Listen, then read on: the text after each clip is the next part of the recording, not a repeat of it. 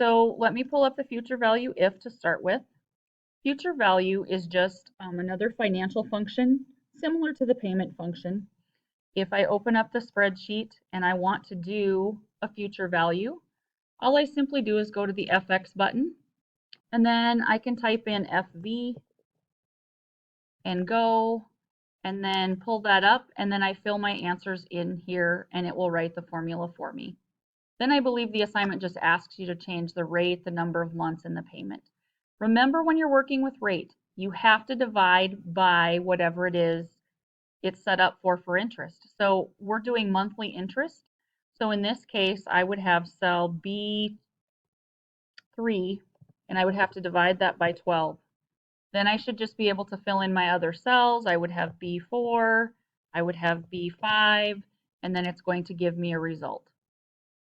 So future value is not too bad.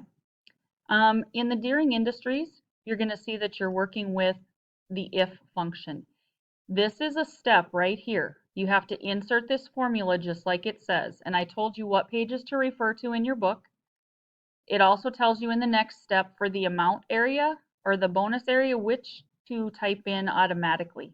So just type in the formulas like it asks you to in that spreadsheet, and then upload that one into my MTI as well. A logical statement is if you want to prove a condition.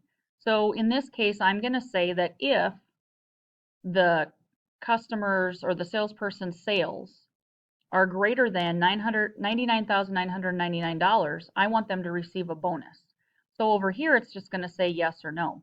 So when you type in the yes or the no, remember you have to surround words in quotes. You don't have to do that with values.